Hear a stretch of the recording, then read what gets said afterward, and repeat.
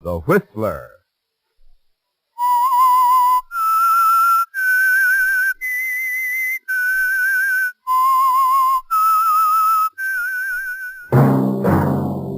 Sit back and enjoy another strange story by The Whistler.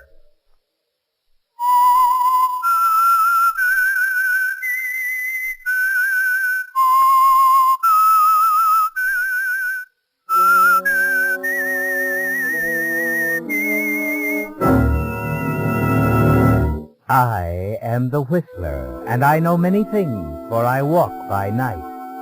I know many strange tales hidden in the hearts of men and women who have stepped into the shadows. Yes, I know the nameless terrors of which they dare not speak. And now for The Whistler's strange story, Element X.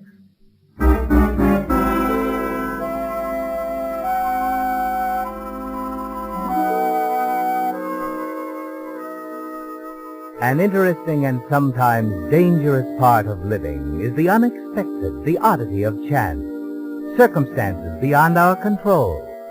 It was chance that brought Grant Forbes out of a downtown building at almost the same time that his friend Lieutenant Driscoll of Homicide was passing by. Yes, Grant, chance brought you two together that day, didn't it?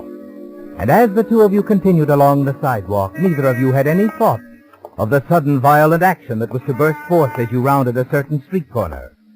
But as you did so... Help, Roach, you! What is it?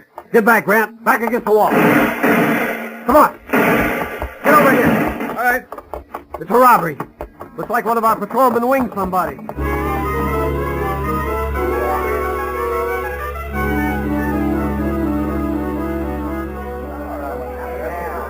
All right, keep back, folks. Get back. Give the officer a chance. What's it all about, officer? Huh? Oh, Lieutenant Driscoll. Hold up, sir. And somebody called you in time? No, nobody called me. Funny thing, I didn't even realize what was going on. Just happened to wander into Mr. Reynolds' store to get some cigarettes. This guy turns up, starts to run out, and Reynolds yells. We heard the rest. Good work, officer. Oh, nothing to it, Lieutenant. It just happened.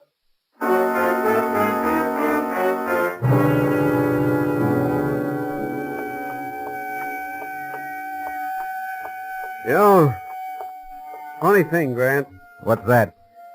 I don't know if it happens in your law cases, but the way that hold-up artist got caught, I call it Element X. How do you mean? Element X, the unexpected, the surprise. Like the way that cop walked in on it. Exactly. Or sometimes maybe it's a woman who happens to be looking out the window, talking to a neighbor. She gets a look at a license plate and notices the color of a car. Yeah, I'd rather be on this side of the law. Oh, I don't know, Lieutenant. Element X can be taken care of, figured out. These hoods ought to consult a good lawyer first. Instead of later, huh? Yeah. No, Grant, I've seen it too often. You can't beat the unpredictable. That's what I always look for in a case. Here's my car. Dropped you someplace, counselor? Counselor? That's a laugh. I haven't counseled 3 people in the last month. Come on, hop in. No, thanks, Lieutenant. Maybe that wounded guy back there is a possible client. Oh, cut it out, Grant. Things aren't that bad. Anyway, we got him nailed. Yeah, I suppose. Okay, Lieutenant. I'll let you drop me off at my so-called office. Good.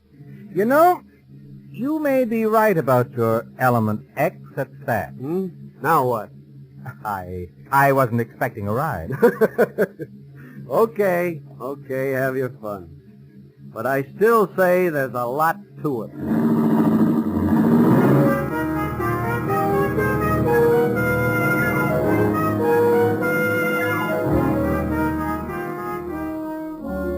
It was many weeks after you talked to your friend, Lieutenant Driscoll, wasn't it, Grant? Yes, and they were weeks that seemed like months. And then came that phone call that was to make so much difference. What was that name again? Markham. Floyd Markham. I'd like for you to drop out here to Malibu, Mr. Forbes. Discuss a certain domestic matter. You won't be in town the next few days, Mr. Markham? Look, Forbes, if you prefer that I contact another attorney... Oh, no. I'll be there. Malibu, you say? That's right. You know the turnoff just past Sunset? Yes, I do. My place is all by itself, just past that Signal Oil station, on the beachfront.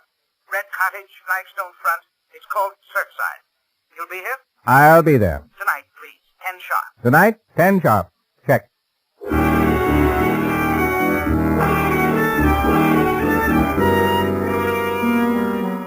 You've little choice, have you, Grant? Too few of your clients believe in paying their bills on time. And Floyd Markham sounds like a man with a problem and a man with money. That night, you're right on time and approaching his secluded cottage on the waterfront. When you see someone slipping out of a side door, a woman, you step back in the shadows as she runs past you to a parked car. Then you hurry into the cottage. Lydia. Mr. Markham. Lydia, please. What have you done? Lydia. Mr. Markham. Lydia. Lydia. You know at a glance that the man at your feet is true, don't you, Grant? You stoop down quickly and beside him, rummage through his wallet as he continues to mumble dazedly. His identification tells you for certain that he's Floyd Markham, the man who sent for you. And you're afraid it's too late to find out why. But there is something you must know, isn't there? Yes, because you've certainly walked into something. You lean very close to Markham, call in his ear. Mr. Markham, who was it? Who is Lydia? Lydia. Lydia. My wife. Your wife. Lydia Markham. She shot you. Ran out of here. Yes. Lydia. Lydia. Mr. Markham. Mr. Markham. So long, Mr. Markham. You know, I just might show your little Lydia how to get around Element X. The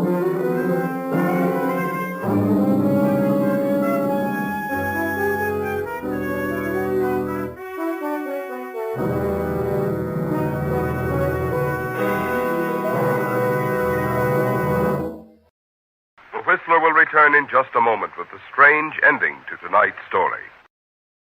And now back to the Whistler.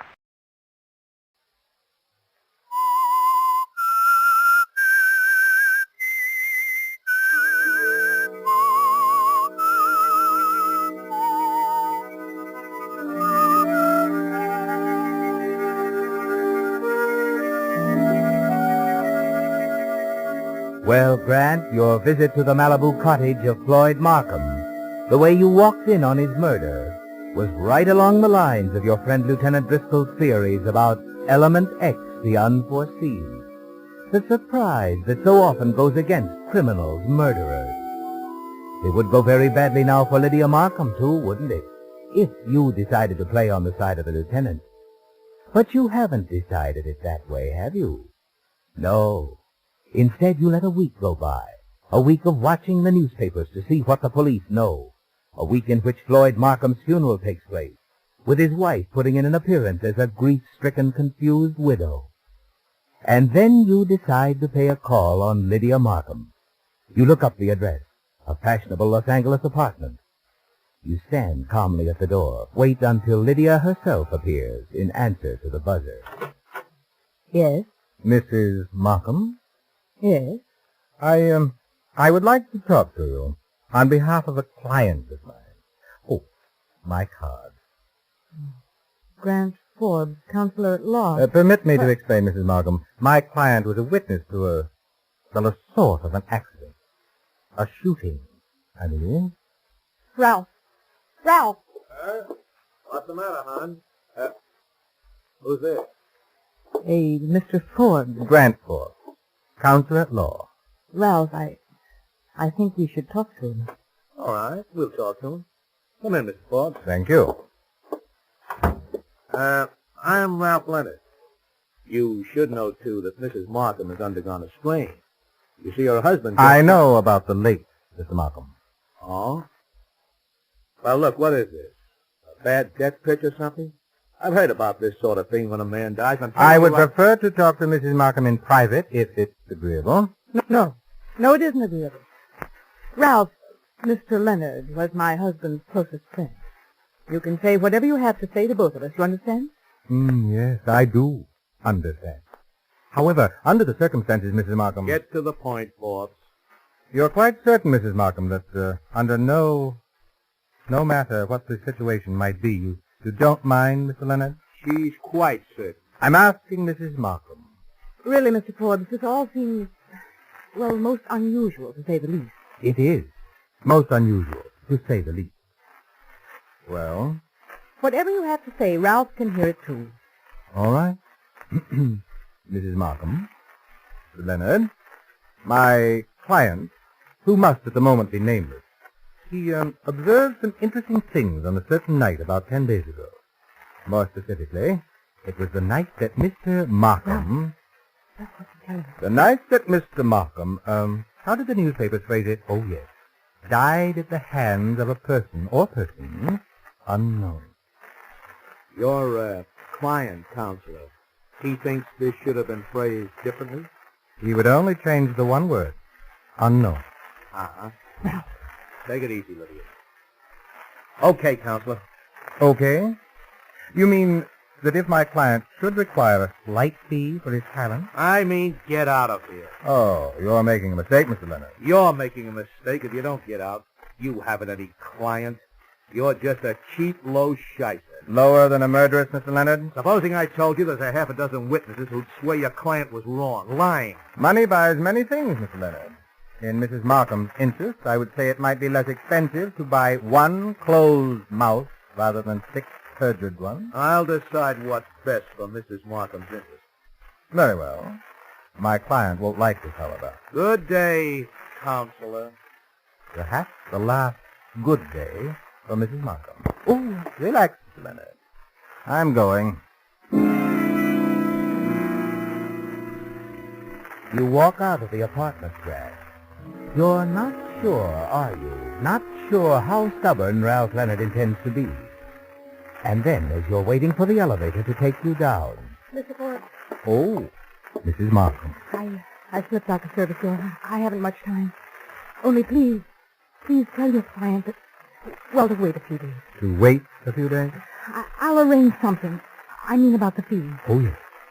You have my card, Mrs. Markham. I'll hear from you soon. Very soon. I promise. Mrs. Markham, Yes? if this is a stall, something to get me off guard while your dear friend Ralph figures out how to get me out of the way... Oh, no, I give you my word. He doesn't even know I'm out here. Now, please, Mr. Forbes, trust me. Oh, I'm the trusting sort, Mrs. Markham. Very much so. All right. I'll give you what you ask. A few days. Thank you very much. Good day, Mrs. Markham. I'll be looking forward to making any reasonable settlement for my client.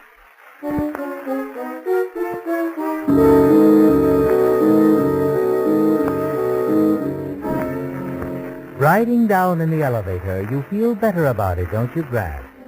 Ralph Leonard is a little on the rough side and rather impulsive. You find out exactly how impulsive early that evening as you park your car and start down the street toward your apartment. The shots shatter into the building wall beside you. You fall quickly to the ground. As you look up, a car with Ralph Leonard at the wheel swerves wildly around the corner. And as you get to your feet, you realize grimly that Ralph Leonard has decided to make certain of your silence, however drastic his methods. You're afraid to return to your office, and you decide it would be unwise to stay overnight in your own apartment.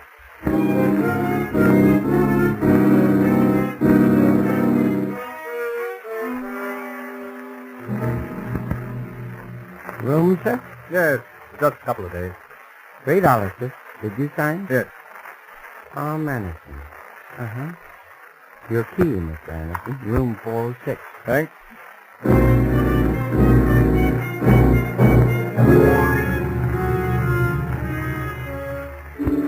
It's all you can do for the present, isn't it, Brad? Hide in a cheap hotel room under the name of Tom Anderson while you think things out. Ralph Leonard is a problem, isn't he? A serious one. He's out to kill you, to protect Lydia Markham, and perhaps her money as well. But the following day, you hit upon a neat and simple plan for eliminating Ralph, without risk to yourself.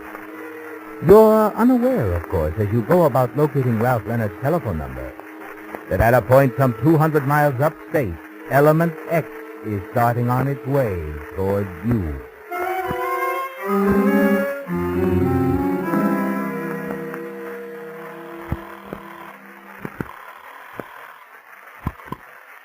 Hello? Mr. Leonard, Yes, who is this? this is your friend, the counselor, remember? Oh, yeah. Yeah, I remember. I'd like to make a deal, Mr. Leonard. Look, I told you we're A not... deal between us. I'm talking about a partnership. Partnership? Right. You play ball with me, and we can make ourselves a little money. Go on, counselor. You interested? Mrs. Markham need never know your part in it, Want me to make things easy for you, is that it? and we split the profit. Well, Now, look, I told you as far as I was concerned... Yes? Suppose we get together and sort of talk this over, no? fine. I'll fix the spot. Call you back later. Good, good. I'll be here at my apartment, counselors. You smile, don't you, Grant, as you hang up the receiver? You know what Ralph Leonard is thinking, what he's planning. Because he believes you're stupid enough to meet him at a quiet rendezvous where he can do his talking with a gun. You hurry out of the hotel room, get into your car, and drive to Lydia Markham's apartment.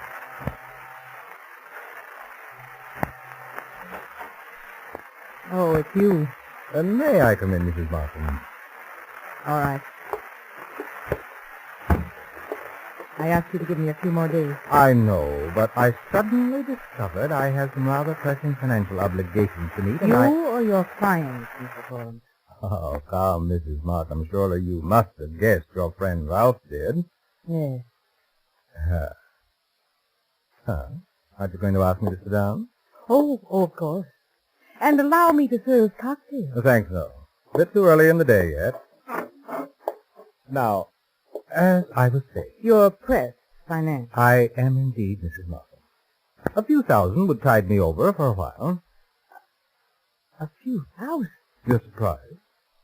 Yes, that's all. For the time being, at least. I see. You needn't mention it to Mr. Leonard. No, I won't.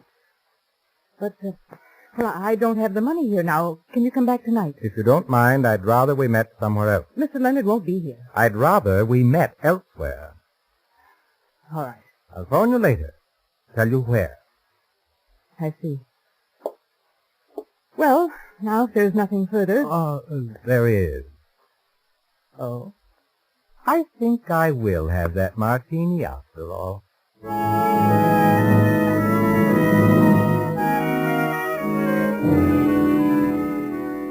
You've completed the second step of your plan, haven't you, Grant? Yes. And now you must select the scene of the crime. After you leave Mrs. Markham's apartment, you drive back downtown. And only a few blocks from your hotel, you find the perfect setup. A dark, quiet street in the factory and warehouse district. Still unaware that Element X, moving relentlessly toward you, is now less than 50 miles away.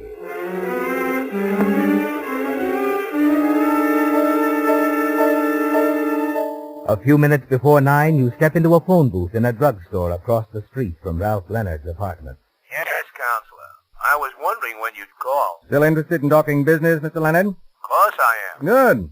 Suppose we meet on the southeast corner of 17th and Shannon, warehouse district. Know where it is? I'll find it, counselor. There's a building entrance about 15 feet south. Wait for me in there.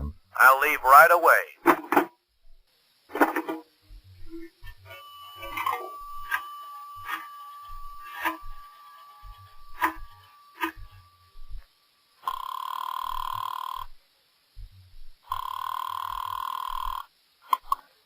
Hello? This is Grant Forbes, Mrs. Markham. Oh. I have the money. 3,000. I'm afraid that's not enough. What? But you said... I know. That was this afternoon. Now I need 10 grand. 10,000? But... That's right. Oh, well, where can I get that kind of money at this time of night? You look, you've got jewelry. Well, yes, but... That'll do till tomorrow. Tomorrow? When your bank opens, you can get me the rest of the 10,000. You might as well get used to this. Yours was a very expensive murder, baby. Yes, was it? Oh, and if you're thinking of calling your boyfriend, Mr. Leonard, when I hang up, don't bother. He just left his apartment building. You think of everything, don't you? I do. He thinks he's got a date to meet me. While he's waiting up in Hollywood for me to show, you'll be meeting me somewhere else. Please, forgive me. I'm sorry. But please. Save it, sweetheart. Meet me in half an hour, or I'll write a little letter to the police. No, don't do that. Half hour. That's all you have. I'll be waiting at the southeast corner of 17th and Shannon. There's a building entrance about 15 feet south of the corner. I'll be standing in there. You've played the part perfectly, haven't you, Grant? Yes, and the trap is set. Mrs. Markham is desperate now, isn't she? Yes, she's killed before, and you're certain you've driven her to the point where she'll kill again. You hurry to your car, start toward the scene of the rendezvous. While only a few miles away now, Element X is moving toward 17th and Shannon. But you've forgotten all about Element X, haven't you, Ralph?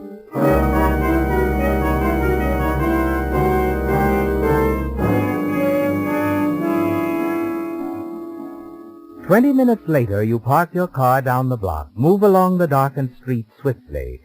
Move as close to the corner as you dare. See Ralph Leonard standing in the shadows of the building entrance. You turn back now, ease down the street, and turn into a small bar a few doors away. Howdy. Evening. What'll it be? Let's see. Scotch and soda, I guess. Right. Things sort of quiet around here, aren't they? Yep. Not much doing this time of night. Uh-huh. Why stay open? Oh, business picks up later when the ship and the factories get off. A lot of the boys come in for a beer. Oh, I see. Here you are, sir. Thanks. Have one on me? Well, okay. Don't mind if I do. Beer's my drink. Well, here's cheers. To success. Oh, yeah. Hey, what's that? Sounded like shots to me. It sure did. I'd say we'd better have a look, huh?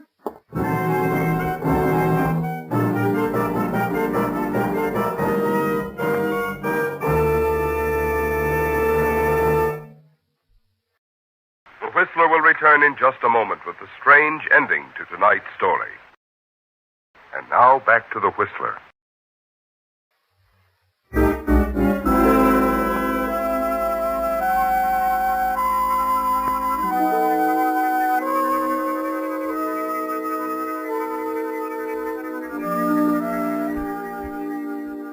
Lieutenant Driscoll from Homicide stood quietly in front of the entrance to a building some 15 feet south of 17th and Shannon, making notes in a small black book.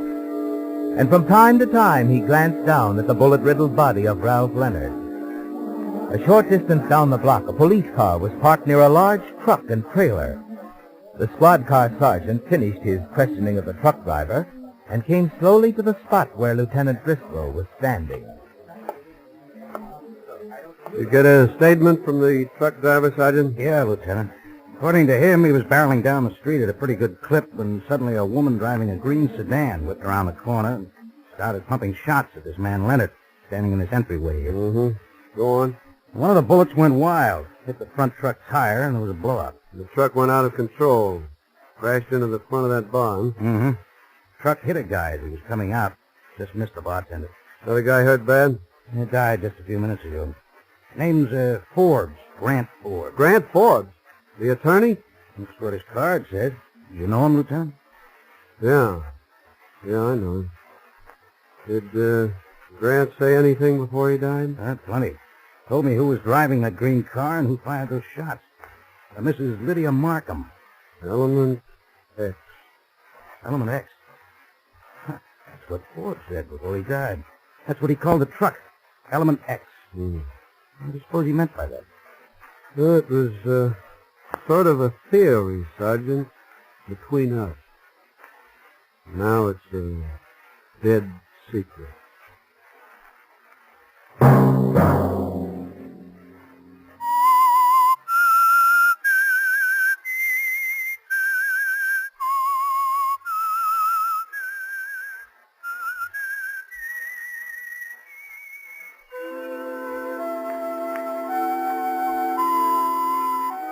Let that whistle be your signal for the Whistler each Sunday night at the same time.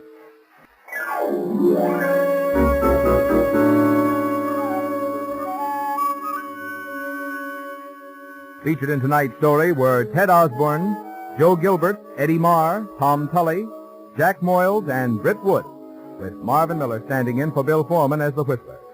The Whistler was produced and directed by George W. Allen, with story by Adrian John Doe, music by Wilbur Hatch. Remember to tune in at the same time next Sunday, when this will bring you another strange story by the Whistler. This is Marvin Miller speaking.